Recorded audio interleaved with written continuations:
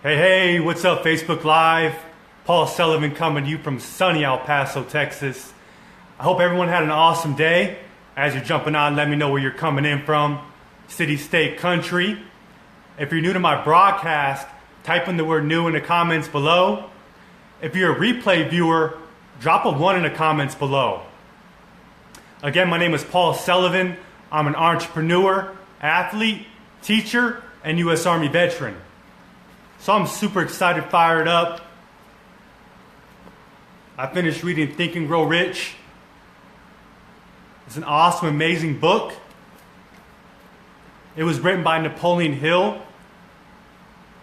Napoleon Hill was actually commissioned by Andrew Carnegie to go out there and interview all the successful people, all the entrepreneurs in the early 1900s. Some of the people were the Rockefellers, Henry Ford. Who else was in here? Let's see. Got a whole list of people. Charles M. Schwab, George Eastman, and James J. Hill, to name many others that were successful. So what I'm going to do is I'm going to go over the book, and in the book, the first thing is a definite major purpose. You want to have a goal, a dream, a white hot burning desire. You got to know what your goal is. You want to write it down and work on that goal every single day. So that's number 1, a definite major purpose. Number 2 is desire. You got to have a white hot burning desire. You got to want it as bad as you want to breathe. Hey, New Bar, how's it going? Good to see you. I'm going to read from the book. To all these, I wish to convey the thought that all achievement, no matter may be its nature or its purpose, must begin with the tense, burning desire for something definite. Through some strange and powerful principle of mental chemistry which she has never divulged, nature wraps up in the impulse of a strong desire that something which recognizes no such word as impossible and accepts no such reality as failure. A hot burning desire is key. If you guys are getting value out of this so far, drop a 2 in the comments below. Hey, Julia, what's up? Number 3 is faith. You have to believe you will succeed, and you will succeed. You just have to believe in yourself and believe you can do it. I'm going to read out of the text on belief.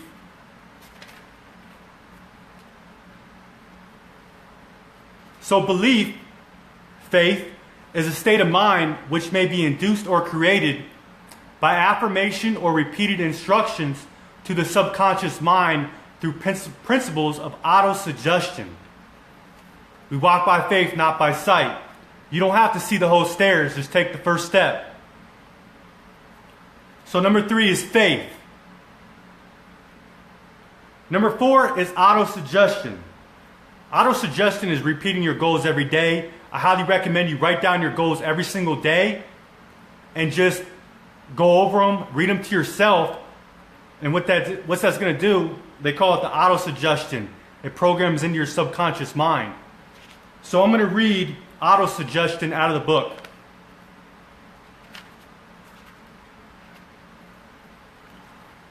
Autosuggestion is a term which applies to all suggestions and all self-administered stimuli which reaches one's mind through the 5 senses. Stated in another way, autosuggestion is self-suggestion. It is the agency of communication between that part of the mind where conscious thought takes place and that which serves as a seat of action for the subconscious mind. So remember, autosuggestion, that's key. If you guys are picking up what I'm putting down, drop a 5 in the comments below. Hey Brian, what's up? Okay, number 5 is specialized knowledge. Now you want to have specialized knowledge in your profession, in your industry. For example, if you're in real estate, Google, how do I become the best in real estate? And then gather all the knowledge there and learn from the successful people on how to do real estate. If you do what successful people do, you will be successful. I'm going to read out of the text on specialized knowledge.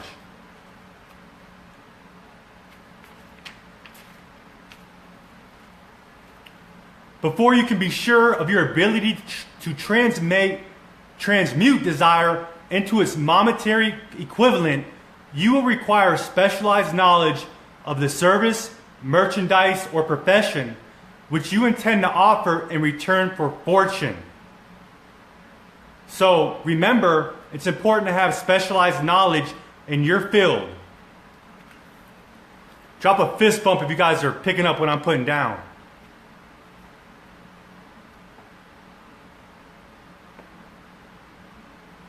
Number 6 is imagination.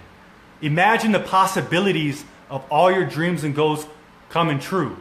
Just imagine it. Have that visual. Visualize that outcome.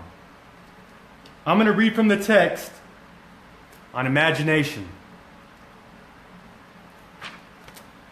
The imagination is literally the workshop wherein are fashioned all plans created by man. The impulse, the desire, is given shape, form, and action through the aid of imaginative faculty of the mind. So remember, imagination is key and to imagine the outcome. By the way, if you know anyone that can get any value out of this, or if you're getting value, please share it.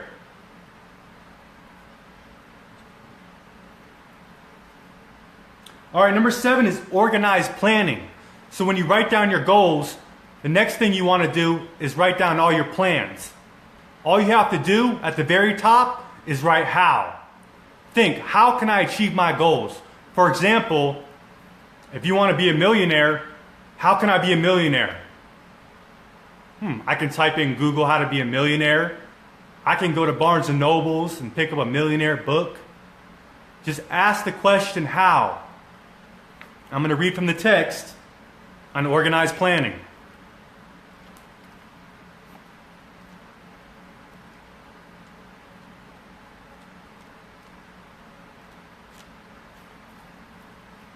Now first, you are engaged in an undertaking of major importance to you. To be sure of success, you must have plans which are faultless. Second, you must have the advantage of the experience, education, native ability, and imagination of other minds. This is in harmony with the methods followed by every person who has accumulated a great fortune. So those are the first and second steps of organized planning, which is very key.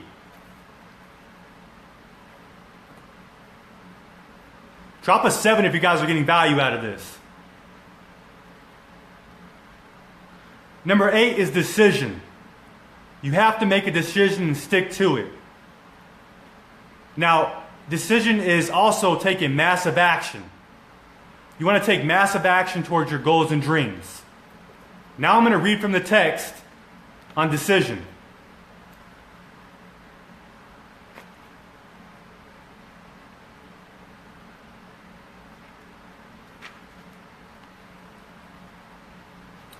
People who fail to accumulate money, without exception, have the habit of reaching decisions, if at all, very slowly, and of changing these decisions quickly and often.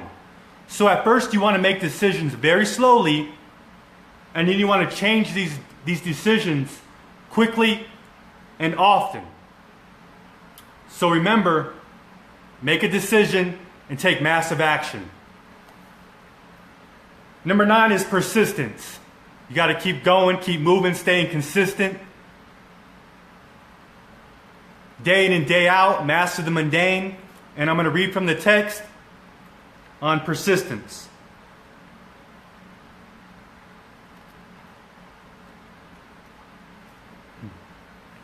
Willpower and desire, when properly combined, make an irresistible pair. Men who accumulate great fortunes are generally known as cold-blooded and sometimes ruthless. Often they are misunderstood.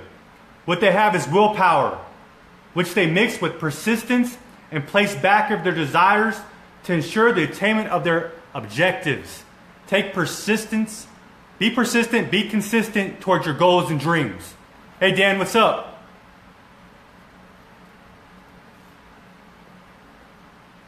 Number 10 is the mastermind. And I'll read out of the text on the mastermind.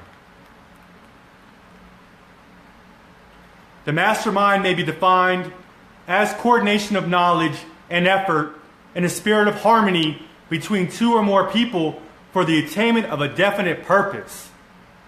Two or more people together for a definite purpose, a dream or a goal, coming together, brainstorming, coming up with different ideas for the attainment of a definite major purpose. That's awesome. If you guys are getting value out of this, drop a 10 in the comments below. Number 11 is sex transmutation, and I'll read from the text. You're like, sex transmutation, what's that? That's what I thought. I was like, what? So, the meaning of the word transmute is in simple language, the changing or transferring of one element or form of energy into another. Sex transmutation is simple and easily explained. It seems the switching of the mind from thoughts of physical expression to thoughts of some other nature. So what it is, it's an element or form of energy. So you can use that energy towards your goals and your dreams. This is making sense to you guys? Drop a 12 in the comments below. And number 12 is the subconscious mind. I got to read from the text.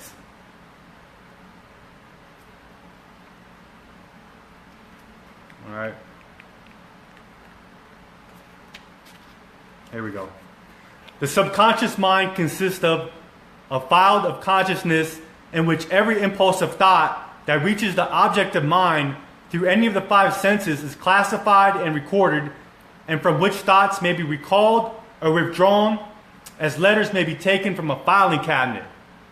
So the subconscious mind is a filing cabinet that stores 5 different senses, which is, I think, what is it? What you read, what you hear, what you see, smell, right?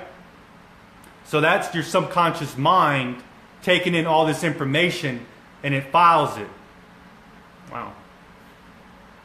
And number 13 is the brain. I'm going to read out of the text.